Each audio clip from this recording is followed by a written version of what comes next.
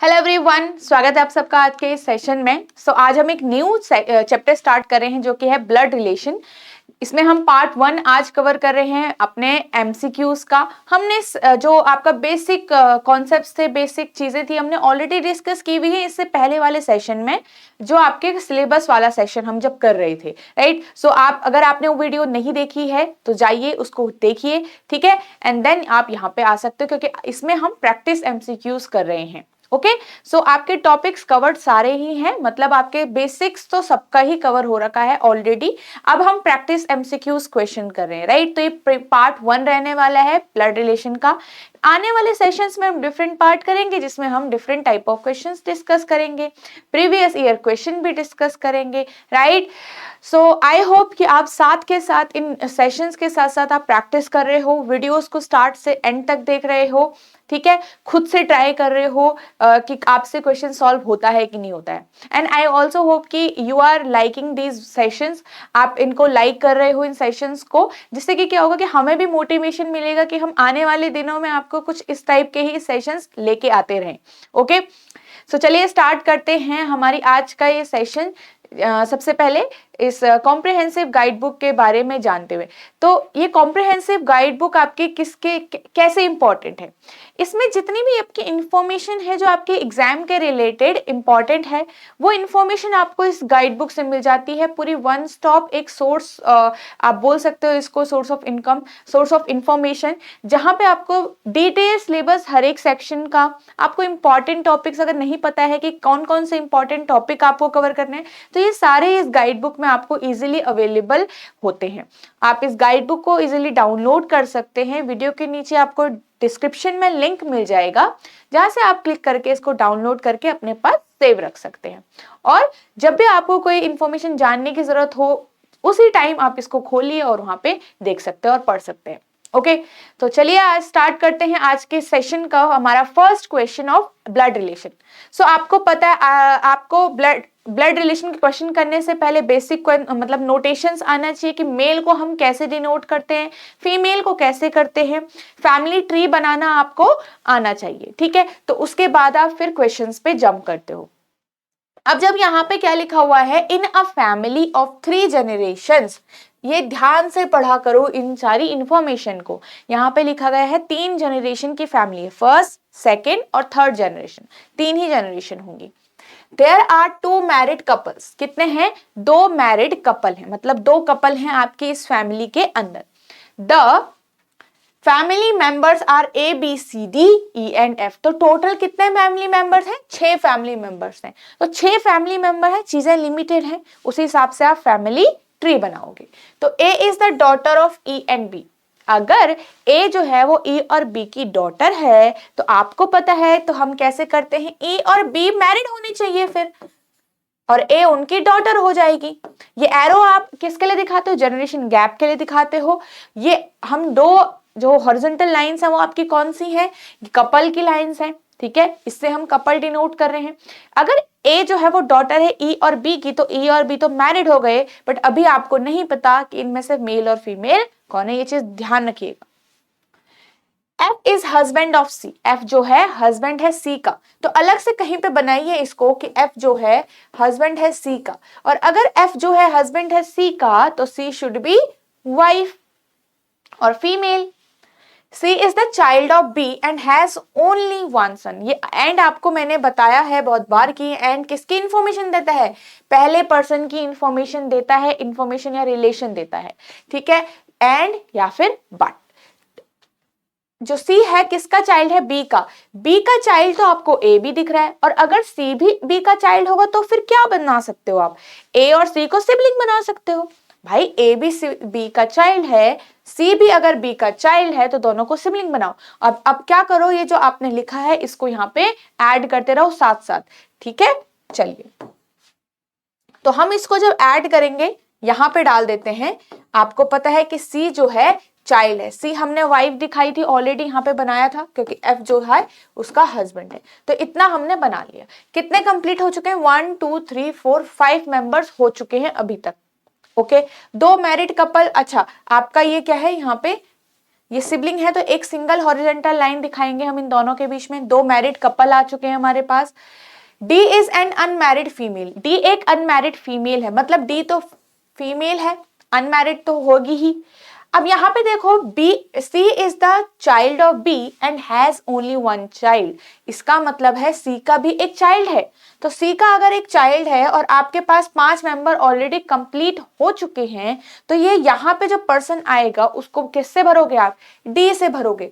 D के लिए information ऐसी तो नहीं थी कि डी जो है वो चाइल्ड है सी का, बट ये जो आपके लिमिटेड नंबर ऑफ पर्सन थे उसकी वजह से सी का एक चाइल्ड भी होना चाहिए, तो उसके लिए डी को यहीं पे आना पड़ेगा, कोई और जगह खाली नहीं रहेगी। ठीक है, तो इस तरीके से आप फैमिली ट्री को कंप्लीट करते हो। अब देखो ये हमारे कंप्लीट फैमिली मेंबर्स आ चुके हैं इसमें, राइट। अब देखो ई और बी का क्या आपको जेंडर समझ में आ रहा है? यहाँ पे कोई इंफॉर्मेशन गिवन थी जिसमें आपको ई और बी का जेंडर पता चल पाता? नहीं, यहाँ पे इतना ही आपको पता चल रहा है। तो यही आपका कंप्लीट फैमिली ट्री है। आगे देखिए, how A is related to D, A कैसे है रिलेट डी से? तो ए क्या है, डी की आंट है। क्या है? Aunt. How is E related to C, E कैसे रिलेट कर रहा है सी से? वैसे तो ई पेरेंट है सी का, बट मदर है या फादर है वो हमें नहीं पता। तो आप क्या करते हो, मदर भी लिखा है फादर भी लिखा है, बट आप इसमें से चूज कौन सा करोगे भाई, हमें पता ही नहीं है। मदर भी हो सकता है, फादर भी हो सकता है, तो कोई एक ऑप्शन हम चूज नहीं कर सकते। सो हमको यही चूज करना पड़ेगा, कैन नॉट बी डिटरमाइन। ठीक है, सो ये आपका यहाँ पे आंसर है। आई होप आपको ये अच्छे से समझ में आया है कैसे क्या हमने धीरे धीरे से हमने फैमिली ट्री बनाना शुरू किया। हमको कुछ छोटी छोटी जो इन्फॉर्मेशन गिवन है कि जैसे 6 मेंबर, 3 जनरेशन और क्या है 2 मैरिड कपल, इस टाइप की इंफॉर्मेशन को ध्यान में रखते हुए चलना। ओके, आगे बढ़ते हैं। In a family of 3 generations, there are 2 married couple. अब की बार 3 जनरेशन है, 2 मैरिड कपल हैं, one from the older generation and one from the middle generation. मतलब एक पहली जनरेशन में और एक दूसरी जनरेशन में मैरिड कपल होना चाहिए। जो ये 2 मैरिड कपल बोल रहे हैं वो यहाँ पे है। Okay, the family members are GHIJKL, 6 member हैं अब की बार भी। रिलेशन कहाँ दिए गए हैं, इन पॉइंट्स में दिए गए हैं। अब बनाओ family tree. G is the grandmother of K. अगर देखो जी आपको सिंपली आपको कुछ नहीं करना, अगर आप दिखाना चाहो जी को ग्रैंड मदर के का, तो कुछ इस तरीके से दिखाना चाहिए भाई आपको, है ना। अब ये नहीं पता कि वो पैटर्नल ग्रैंड मदर है कि मैटरनल है, मतलब मम्मी की साइड से या फादर के साइड से, अभी नहीं पता, सिर्फ पता है ग्रैंड मदर है। ठीक है। H is the father of I who is married to J. Who किसकी इंफॉर्मेशन देता है? जो उसके बगल वाला पर्सन होता है, सामने वाला, nearest. H is the father of I. तो सबसे पहले इसको, ये देखो हम डिफरेंट टाइप से बना रहे हैं। ठीक है, रिलेशन। H जो है वो फादर है I का, जो I मैरिड है J से, इस टाइप से बनाओगे। J and I have one child together, मतलब इतना तो अब क्लियर हो चुका है, अगर इनका कोई चाइल्ड है तो ये पहली जनरेशन है, दूसरी जनरेशन है और लास्ट में तीसरी जनरेशन है, क्योंकि 3 ही जनरेशन गिवन की गई है। उनमें से एक मैरिड कपल यहाँ आ चुका है और 8 मैरिड कपल आपको ऊपर डालना पड़ेगा। कैसे पता चला भाई, गिवन है, अपनी इच्छा से कुछ नहीं बोल रहे। ठीक है, सो यहाँ पे देखो L is K's aunt, L जो है वो के का आंट है, के की आंट है। अब के की आंट है, इसका मतलब इसको भी अलग से बनाइए तब तक के लिए। के की आंट का मतलब है के पेरेंट की सिस्टर। इतना क्लियर है? के का जो भी पेरेंट है उसकी सिस्टर कौन है? एल है। जी हैज ओनली वन सन, जी का एक ही बेटा है। अब देखो आपको पता है आपके पास 6 मेंबर हैं सिर्फ, और अगर आप इन चीजों को इंफॉर्मेशन को कंबाइन करना चाहते हैं, क्योंकि अभी अब इतना तो इंफॉर्मेशन मिल चुकी है, इसके अलावा कोई इंफॉर्मेशन यहाँ पे गिवन नहीं हो रखी है। ठीक है, एक ये थी जी हैज ओनली वन सन।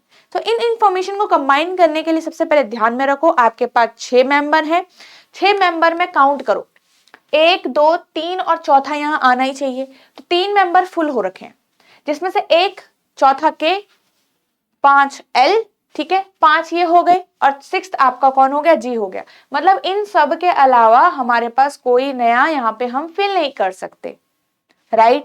जी आपको दिख रहा है 3rd जनरेशन में है, हमको एक मैरिड कपल ही बनाना है। एल आपको दिख रहा है के की आंट में है, मतलब के सिर्फ एक जनरेशन ऊपर है, तो के एक जनरेशन ऊपर, मतलब एल कहीं ना कहीं 2nd जनरेशन में ही लाई करेगा। ये चीज क्लियर है। अब जी के हस्बैंड और एच की वाइफ के लिए कोई और नया पर्सन नहीं है, क्योंकि ये चीज ध्यान रखो, एल सेकंड में है, के तो नीचे है, और ये तो सेकंड जनरेशन में अगेन, तो जी और एच को हमको मैरिड ही बनाना पड़ेगा।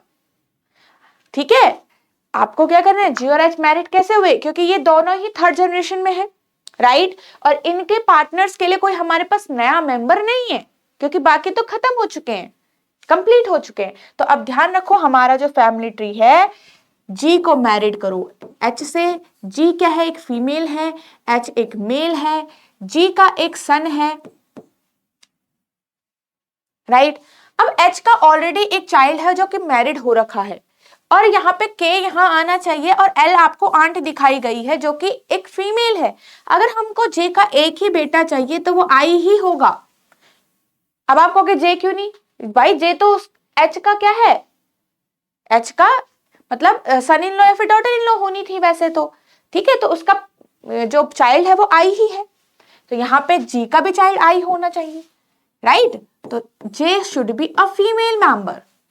इतना क्लियर है, क्यों, क्योंकि जी का एक सन है, और आई अगर एक ही चाइल्ड दिखा पा सकते हैं हम, एक ही चाइल्ड दिखा पा रहे हैं हम अभी, क्योंकि एल तो आंट है, राइट। तो यहाँ पे आई को सन होना पड़ेगा, और आपके पास आई का एक चाइल्ड है जो कि यहाँ पे के होना पड़ेगा। अब आपको देखो, काउंट करो, 1 2 3 4 5 मेंबर हो गए, एक मेंबर बच रहा है एल जो कि आंट है। अब सिक्स्थ लास्ट मेंबर वही है। तो अब एक चीज ध्यान रखो, एल क्या है, आंट है, क्या है, एल जो है वो आंट है। अब आंट का भी आपको नहीं पता कि ये एक पैटर्नल आंट है या मैटरनल आंट है, किस साइड से आंट है, क्योंकि जी का ओनली वन सन होने का मतलब है उसकी डॉटर हो सकती है, सन एक ही है बस। तो एल कैन बी, ये ध्यान रखिएगा कि एल आपका यहां भी आ सकता है, और एल आपका यहां से भी आंट बन सकती है ना, जे की भी तो सिस्टर हो सकती है भाई, जे ने कुछ किया है क्या, जे की सिस्टर नहीं हो सकती है, ठीक है। तो ये चीज ध्यान रखिएगा, हमको ये नहीं कहा था कि जी के कितने बच्चे हैं और एच के कितने बच्चे हैं, या फिर आई का कोई भाई बहन है कि नहीं है, हमें बस इतना पता था कि एल जो है वो आंट है, और वो कहीं से भी आंट हो सकती है। तो ये चीज ध्यान रखिएगा, या तो यहां से या तो यहां से, ये चीज अभी फिक्स्ड नहीं हो गई है, और यहाँ पे इंफॉर्मेशन खत्म हो चुकी है। So this will be our complete family tree, जिसमें एल की पोजीशन फिक्स नहीं है। एल फीमेल है ये पता है, सेकंड जनरेशन में ये पता है, ठीक है। चलिए आगे बढ़ते हैं। आई होप आपको ये समझ में आया होगा, क्योंकि जो आपके एग्जाम में क्वेश्चंस आते हैं कॉन्सेप्चुअल आते हैं, जिसमें आपको चीजों का पता हो कि फैमिली ट्री बन रहा है तो कैसे बन रहा है, क्या चीजें फिक्स कह सकते हैं। How is J related to G, J कैसे रिलेट हो रखा है जी से, देखिए जे जो है वो एक डॉटर इन लॉ है, क्या है, डॉटर इन लॉ है।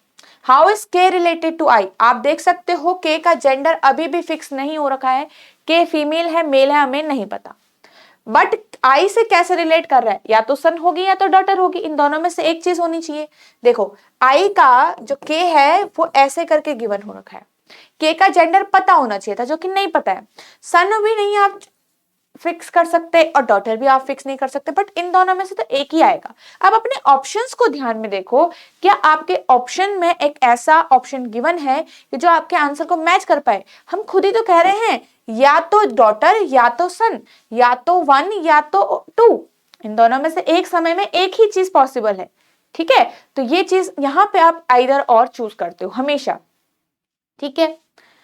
चलिए, which one of the following is definitely correct with respect to I, definitely correct with respect to I मतलब जो चीज 100% यहाँ पे दिखाई जा सकती है, 100% श्योरिटी के साथ कही जा सकती है, ठीक है। क्वेश्चन ऐसे तरीके से भी आता है, किसके रिस्पेक्ट में, आई के रिस्पेक्ट में, आई की बातें कही गई है। जे इज हस्बैंड ऑफ आई, क्या जे हस्बैंड दिख रहा है, नो, ये तो कंप्लीटली रॉन्ग है। L is sister of I, L क्या है, आई की सिस्टर है। अब आप कहोगे यस ये तो सही है भाई, एल की तो पोजीशन फिक्स नहीं है ना, एल आई की भी सिस्टर हो सकती है और जे की भी सिस्टर हो सकती है, तो हम ये चीज क्या 100% श्योरिटी के साथ नहीं कह सकते। वैसे तो सही था बट 100% नहीं कह सकते, ठीक है। अब देखो जी जो है वो मदर है आई की, क्या जी मदर दिख रही है, हम कह सकते हैं डेफिनेटली यस, बिल्कुल कह सकते हैं। सो सिर्फ थर्ड ही आपका यहाँ पे आंसर होगा। सो ऑप्शन नंबर 4 आप चूज करोगे यहाँ पे, ओके, सो आई होप आपको समझ में आया है कि इस टाइप के क्वेश्चंस को भी आप कैसे प्रैक्टिस करते हो, कैसे सॉल्व करते हो। ठीक है, इसके लिए आपको बेसिक जो क्वेश्चन है चीजें पता होनी चाहिए। ठीक है, A family consists of 7 members JMN, PQR, NT and 2 married couple. 7 member, 2 married couple. No single parent has a child. Simple है, जिसका भी child है वो married होगा, जिसका भी child given है वो married होगा, और जो married नहीं है उसका कोई child नहीं होगा। ठीक है, T is the father of R, तो यहां पे बनाओ T को father किसका, R का। J is the only son of M who is the daughter-in-law of P. Who किसका है, M के लिए बोली गई है बातें, तो यहाँ पे ध्यान से देखो, M का J जो है वो son है, only है, only son, daughter हो सकती है, son एक ही, जो कि क्या है, डॉटर इन लॉ है किसकी, P की। कौन है डॉटर इन लॉ, M है P की डॉटर इन लॉ। ठीक है, तो इस टाइप से आप उसको शो कर सकते हो। Q is the sister in law of M who does not have sibling। अब ये चीज, इस लाइन को ध्यान से पढ़ो, इस लाइन को ध्यान से याद रखना हमेशा कि Q जो है वो sister in law of M किससे बनेगी, एक तो M के भाई की वाइफ हो सकती है, और एक M के हस्बैंड या वाइफ जो भी बोलो आप, M के, अभी यहाँ पे डॉटर इन लॉ हो चुकी है, M एक फीमेल बन चुकी है, तो M के हस्बैंड का ब्रदर नहीं, सिस्टर भी हो सकती है Q। मतलब या तो M की, हिंदी में अगर कहा जाए तो M की ननद हो गई, और M की क्या हो गई, भाई की वाइफ हो गई, भाभी हो गई, दो हो गए। ठीक है, दो टाइप से रिलेशन बन गए। ठीक है, सो अब वो कह रहे हैं कि M का तो कोई सिबलिंग ही नहीं है, इसका मतलब भाई की भाभी तो हो नहीं सकती है ना, तो M की भाभी तो हो नहीं सकती, M के पार्टनर की ही ये सिस्टर होनी पड़ेगी। ये चीज ध्यान में है। देखो मैं इसको आपको रिलेशन करके दिखा देती हूँ, या तो M के हस्बैंड की सिस्टर होगी Q, या तो M के सिबलिंग की, ठीक है, या तो M के सिबलिंग का पार्टनर होगा Q। इन दोनों में से एक ही चीज सही हो सकती है। अब M का कोई सिबलिंग ही नहीं है तो ये वाली पॉसिबिलिटी रॉन्ग होती है और पहली वाली चूज होती है। ठीक है, तो M के पार्टनर यहां पे होगा, जो भी पार्टनर होगा, और उसकी सिस्टर है Q। N is the paternal grandfather of R।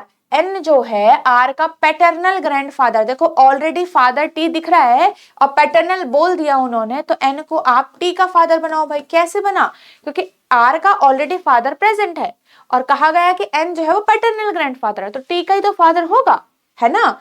Which one of the following is incorrect? बस इतनी इंफॉर्मेशन गिवन थी। अब इनको कंबाइन करो, देखो 7 मेंबर हैं आपके पास, 1 2 3 4 की तो यहाँ पे इंफॉर्मेशन गिवन है, और उसके अलावा जो बाकी के 3 मेंबर्स हैं उनकी इंफॉर्मेशन यहाँ पे गिवन है। तो क्या करना है आपको, इसको और इसको कंबाइन करना है, और कैसे कंबाइन करोगे ये चीज ध्यान में रखो।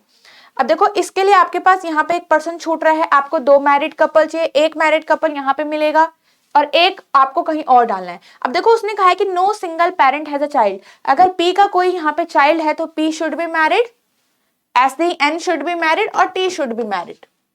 तो भाई यहाँ पे ये 4 तो कपल नहीं बना सकते आप, है ना, तो आपको 2 मैरिड कपल करने हैं। ठीक है, ऑलरेडी 1 2 3 4, ठीक है, देखो 1 2 3 4 5 और 6 पर्सन की पोजीशंस यहाँ पे गिवन हो रखी है, तो आपको क्या करना पड़ेगा, इसको यहाँ पे भरने की चीजें, मतलब भरने के लिए सोचना पड़ेगा। अब एक चीज ध्यान में रखो, यहाँ पे N थर्ड जनरेशन में है, तो N का अगर हम मैरिड P से कराएं, P should be a female. देखो हम ऐसे ही अपने आप नहीं कर रहे हैं, क्योंकि N सबसे ऊपर की जनरेशन है इसलिए N हमको यहाँ पे रखना पड़ा, और यहाँ पे मैरिड भी बनाना है इसलिए हमको यहाँ पे रखना पड़ा। N P से ही क्यों मैरिड हुआ, क्योंकि हमारे पास लिमिटेड नंबर ऑफ पर्संस हैं। ठीक है, अच्छा तो यहाँ पे आपका T होना चाहिए, फिर T को भी मैरिड चाहिए। अब 2 मैरिड कपल कंप्लीट हो चुके हैं, क्योंकि T मैरिड होना चाहिए था, N मैरिड होना चाहिए था, P मैरिड होना चाहिए था, और ये M भी मैरिड होना चाहिए था। तो यही आपका हो सकता है और कोई यहाँ पे पॉसिबिलिटी नहीं है इनको कनेक्ट करने की। ठीक है, आई होप आप समझ रहे होंगे। तो यहाँ पे आपका ये हो चुका है, T का एक चाइल्ड है आपका R, और J क्योंकि उसने बोला है, ये चीज ध्यान रखो, J क्योंकि ओनली सन है M का। ठीक है, J is the only son of M, तो यहाँ पे J अगर सन है तो यहाँ पे R को डॉटर बनाना पड़ेगा। ठीक है, तो ये सारा हमारा कंप्लीट फैमिली ट्री हो गया।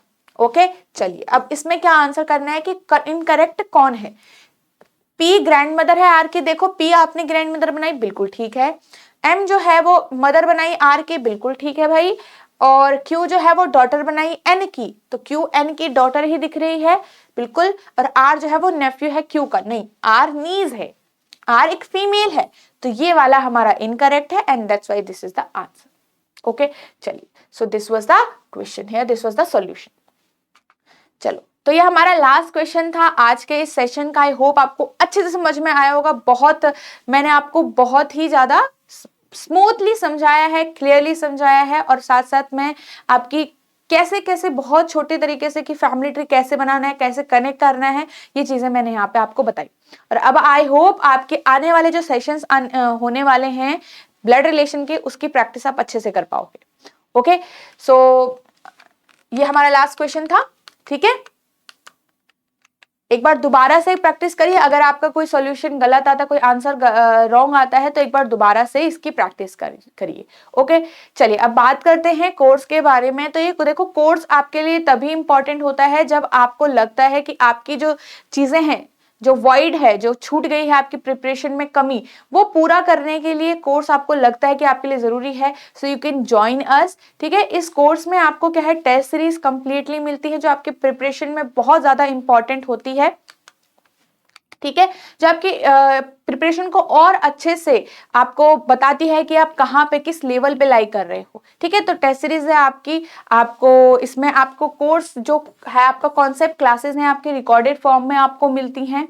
ठीक है, जिसमें आपके पूरे हर एक टॉपिक को बेसिक से लेकर प्रीवियस ईयर क्वेश्चन वहां पे तक सॉल्व किए गए हैं, और आपको तब इजीली आप समझ सकते हो कि प्रीवियस ईयर क्वेश्चंस को अब कैसे सॉल्व करना है थ्रू दोज कॉन्सेप्ट वीडियोस। ठीक है, फिर आप क्विजेस दीजिए, उस टॉपिक वाइज क्विजेस दीजिए, सेक्शनल क्विजेस दीजिए, फुल लेंथ मॉक टेस्ट दीजिए। ठीक है, तो ये सारी आपकी यहाँ पे अवेलेबल होती है। आप अपने मेंटोर से भी बात कर सकते हो वीकली बेसिस पे, if you have any doubt in the course और इन द सेक्शन। ठीक है, देन लाइव रिवीजन क्लासेस आपकी कंडक्ट होती हैं बिफोर योर एग्जाम, मतलब आपके एग्जाम से पहले एक लास्ट आपको प्रैक्टिस के लिए, एक आपको मतलब ओवरऑल आइडिया के लिए, ओवरऑल प्रैक्टिस के लिए आपकी लाइव प्रैक्टिस क्लासेस भी होती हैं इसी के अंदर। So this is all about the course. If you need more information about the course, आपको डिटेल्स जाननी होगी, so you can call us on this number. ठीक है, कभी भी आप कॉल करिए बिटवीन 9 to 6, आपको और इन्फॉर्मेशन कोर्स के बारे में यहाँ से इजीली मिल जाएगी। और ध्यान रखिएगा, इन सेशंस को लाइक करिए, जिससे हम क्या होगा कि आगे आने वाले सेशंस आपके लिए सेम ऐसे ही आते रहें। ओके, और पीडीएफ्स आपको कहाँ से मिलेगी सेशंस की? टेलीग्राम ग्रुप से, तो वहां पे जाइए, वहां से डाउनलोड करके प्रैक्टिस करिए अच्छे से, और बहुत सारी प्रैक्टिस करिए। चलिए, सो मिलते हैं नेक्स्ट सेशन में। Thanks for watching the video.